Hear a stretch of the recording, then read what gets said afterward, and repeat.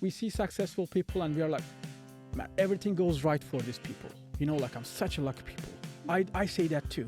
And then, but you do not know what kind of roller coaster or struggles they are going through. There's always opportunity. You just need to change how you are looking at the things. Hello, everyone. We are here on another episode, Evolving Echoes, with Sarge. Today we're meeting another founder of their own business, and it's called Neocortex. Absolutely. Yeah, and it's about like technologies and innovations.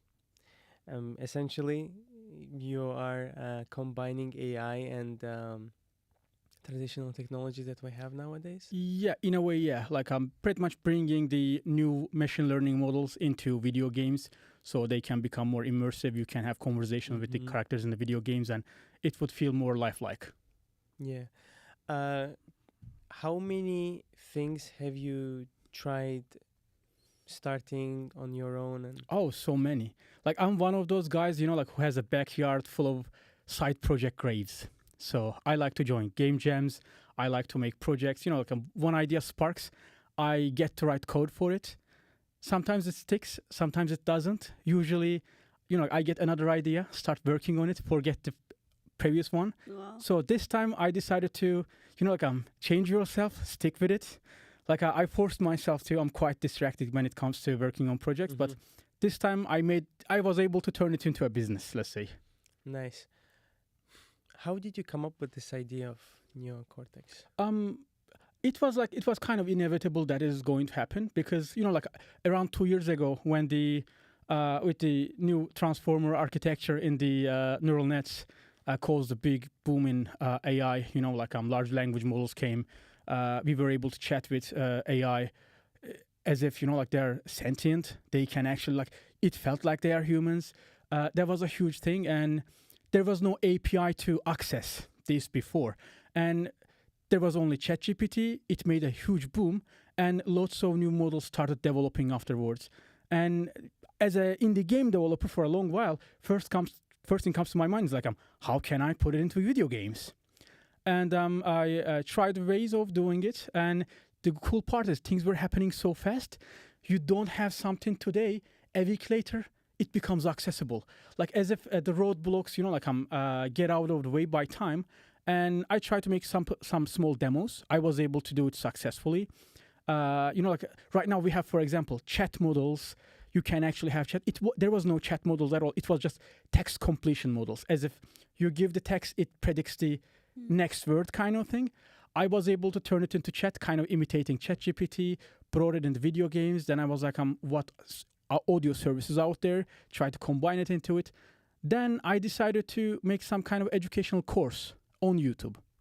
So I made it work, and I wanted to teach everyone how to do it. There was some demos out there actually doing similar things, but none of them were open source. People were impressed, but they just didn't know how that was done. What I decided to do was let's crack it, let's give it to everybody. And I did that. But what happened is even though I gave everything to everybody out there, people were still asking how can I do this? I was getting job offers. I was getting consulting offers. People were telling me to do freelance for them to implement something like this. And I was like, it's there in the video. You just follow it and you do it. They were like, it's still complex. Can you do that for us? And I was like, you know what?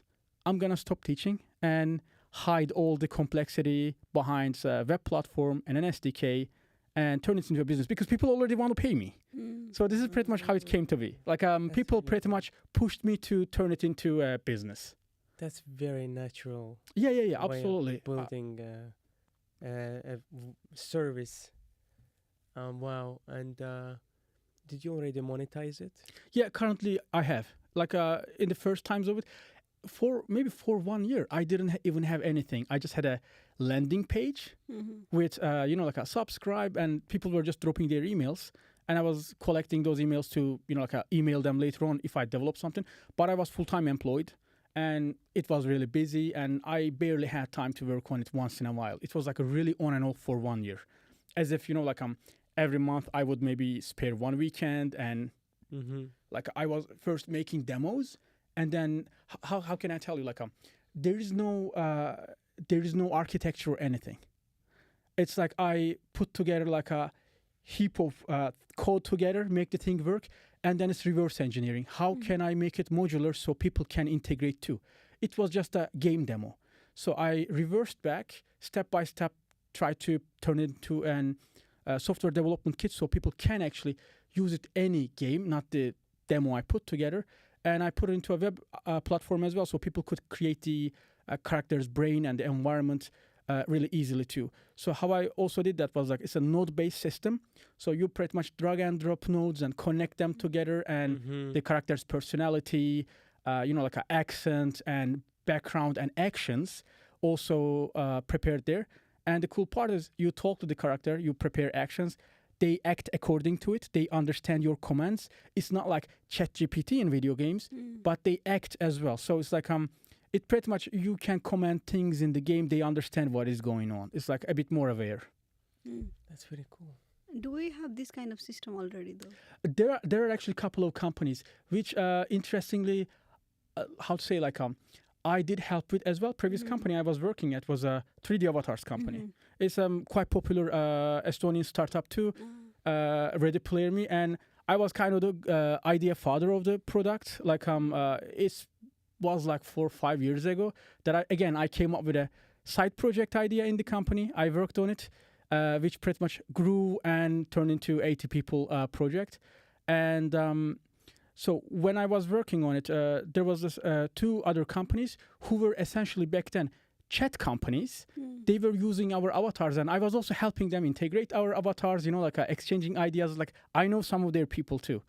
And when this AI boom happened, they also pivoted into, one pivoted into, again, games, another pivoted into virtual assistants.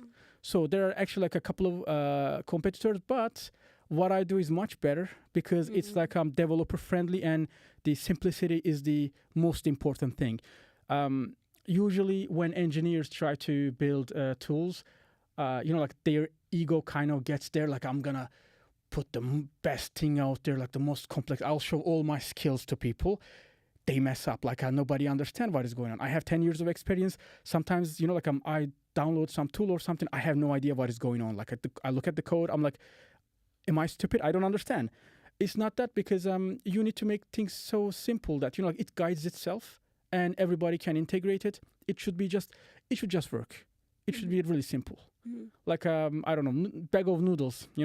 Open the pack, put the hot water. 5 minutes later, you eat it. Software should be like that too in some way. That's a good advice. Yeah. Why did you leave the first company though? They kind of decided to pivot into some other industry, and it's like I felt like there was no chance for growing for me as well, and I was working on it. I didn't really want to leave, but it came to be like that, and it was like time to push for this. And yeah. While you were building this thing, you had an offer from some company in Silicon Valley? Yeah, actually, like my biggest competitor right now. So in this segment, like AI for video games, they actually wanted to hire me. I met some of their people at in Netherlands. The Unity game engine has a big event, Unite, and I was there. I met a few people from there, and they were like, their head of marketing back then. She was like, "Oh, I will write you. Let's do some collaboration and stuff." I'm like, "Of course." Like I'm representing the company, and then instead of her, their recruiter contacted me. Like that was the thing. And the coolest thing was, I was like, "This is a golden opportunity right now." So like, let's talk to them. So I talked to pretty much everybody. I made till the last interviews, got an offer and everything. It's like I was like kind of admitting on the podcast, but here some secrets needs to go out.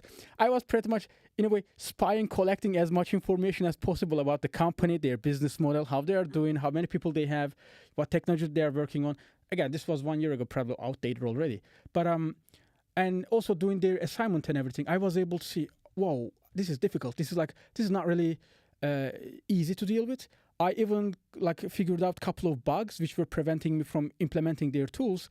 I reported that too. Wow. So it's like impressive. They're trying to hire me. There's an assignment, integrate this. It doesn't work. And I try to fix it and tell them also I fixed it and then did it. So your engineers also should fix this too. It's like then I was like, great opportunity. they are too big. They are not, like putting much attention into the small developers who are using their free tools. So I can pretty much cover that. And I have years of tools engineering experience for game engines. So I wanted to put that into use and do this. Nice. That's actually very impressive that you were like reached out by the big company and then you did not want to like get into It's that like, thing. how to say, like, I wished, how to say, it was really difficult because the offer was really good. I was like, probably I will have to give up on my stuff and then work on it. Like, I have a, how to say, like a sizable LinkedIn followers because I've been, whenever I work on things, I try to share that and do, and people like to follow that. And like when I shared about my company, Neocortex, that I'm going to work on it, I shared a couple of things. Of course, it gets attention. Like when someone enters into your territory, you are like a huge shark in the ocean. You are waiting for the small fish to appear. And again, my assumption, I do not really know. Maybe they had no idea what I was doing or who I was. So I'm assuming. I want to, I want to assume that, they were like, who is this guy? It makes me feel good. So it's like probably they noticed. You just want to get something before it starts, right? So it's like, oh, this guy works on it. It means that I already had experience and interest in that area. Better to hire someone like that than try to train someone to get into the mentality of your company. Probably this is what they want to do. And for me, it was like, if the offer is too good to reject, probably I will give up on my thing, or I take it. However, the cool thing was they wanted US, so I would have to relocate, and I do not want to move at all. So that's the thing. Estonia is great. I like to be here, cold, cozy. I just sit home and write code. This is beautiful. You're a true geek. Yeah. But have you got funding for Neocortex though? Not right now. I'm trying to, investors, if you are watching, I'm trying to raise right now. And I'm a part of Technopol's AI Accelerator. Oh, yeah. They are incredible. They're really helpful. And the goal was to learn some of the business side of the things, understand how a company is managed, what to do and all. I did this double diploma master degree in Taltech and Tartu. We actually did learn a lot about how to start a business. So I have those kind of things covered. But, when it comes to business things, I don't really know much. It's like I'm an engineer. I have been an engineer for a long while, and trying to get into business mind, to be CEO from an engineer is also a little more difficult. Like I was never like a tradesman, a businessman. So I'm trying to learn that too in a way. And they are helping a lot. They're great mentors. They are like the invaluable lectures and information I'm getting from them. But I'm trying to be a bit faster too. So maybe, before everybody goes to their summer vacation or something, I can already bag something and start hiring people and work on it. That is the goal. Yeah. So you have pitched your idea, right, somewhere also? I don't think so. I usually share YouTube videos about it, and but I haven't joined any pitching competition or something like that. Haven't applied to any grants. So my focus has been right now close some of the open loops, make the product a bit more whole. And there's, even though it's kind of in a beta phase, I would say, but they're already paying users. People are finding it really useful. What I want to do is provide them more tooling, more abilities for the same price. So even though they are keep paying the same thing, the value they get increases and increases. And but I will get to it as well. Maybe I won't even need it, hopefully, because how to say what I observe is also most of the startups when they start is people just come up with an idea and they just want to jump on it. Let's do it. Fresh university graduates, they don't know much. They just want to do something and they look for it. I'm kind of old for that. I have been to places, done things, and I don't say I understand everything about business, but certain things I understand, and that's kind of how to say gives me a head start in that way. Understand the technology, quickly iterating on it. Talking to the clients, asking them what do you need? Why did you need it? I was asking people, why did you even pay money for this? It might sound awkward, because I should be happy I got the money, someone paid me for this, subscribe to the service. But the reason why would you even do that? It's I haven't done any marketing. It's so far just moving with word of mouth and a couple of blog posts and YouTube videos I made. But that is one of the things you should do. Like ask people, understand why did they even do it, and you do it more, so more people comes into it. Mm-hmm. Yeah, we can go. That's a customer obsessed approach. Oh, I am like how to say, I'm a game developer myself too. Where I started was I wanted to do something in the game, and I'm sure so many people wanted to, which was like how to say, which was proven, and then I simplified it, and people liked it.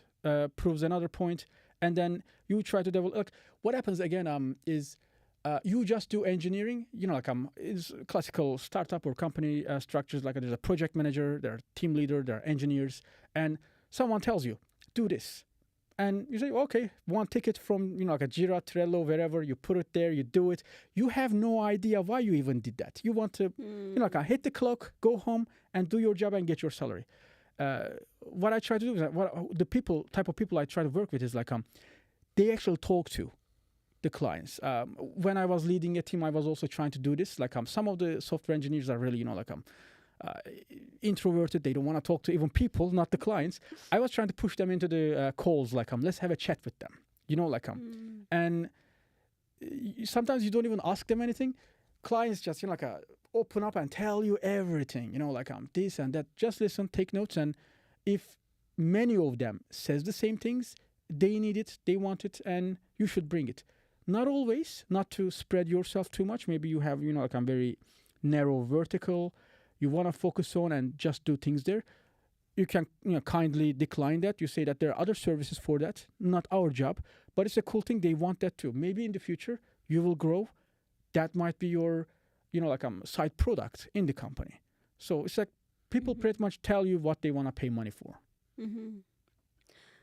Okay, so my question is that you try to found something, right?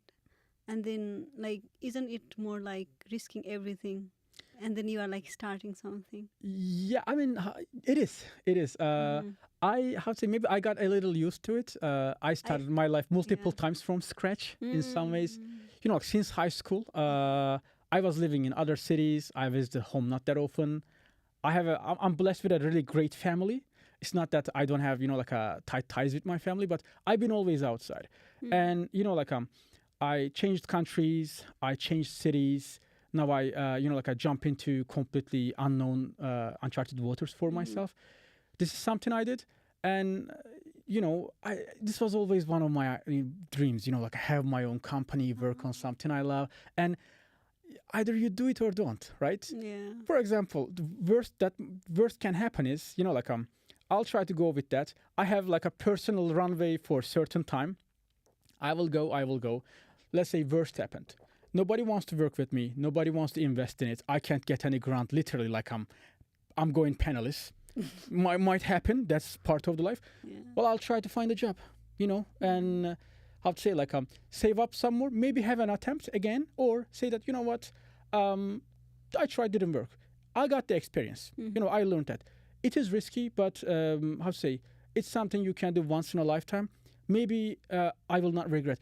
And being there before, seeing a company almost, go from almost bankruptcy into raising from Andreessen Horowitz, getting from 10 people to 80 people. I have been through that. I have been one of the major players of that.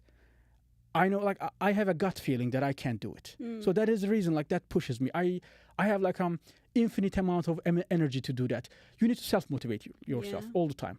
It's not that I have always good days, not everything feels great. Sometimes I'm like, what am I even, I question myself, maybe I did something really bad, but you try to look at the positive side, lie to yourself, make yourself believe into the good things, and good things happen. Wow.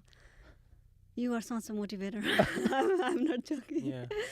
But we're coming to an end of the first part of this episode, and the last question I would like to ask you is what advice would you give to someone who has an idea but they don't really know how to get started? I was actually chatting about something similar with Monica a few minutes ago before we started. If you can do something, start working on it by yourself. Like you do not always need a huge team. Just start doing. Action is the most important thing. It's like I'm not the first person who says that. Everybody says that. We just like get to forget that. Start doing something. Do you want to be a florist? Do you want to be a cook? Do you want to be a painter? Start painting. Just do that. It's gonna look ugly at the beginning. Like at the moment you see it's ugly, it means you already improved it. You keep doing that. Keep doing for a while. At some point, stars will align and you will find the right fit. Someone will want to pay for that painting. As for software engineers, is that keep making side projects. One of my biggest part of my life was joining game jams.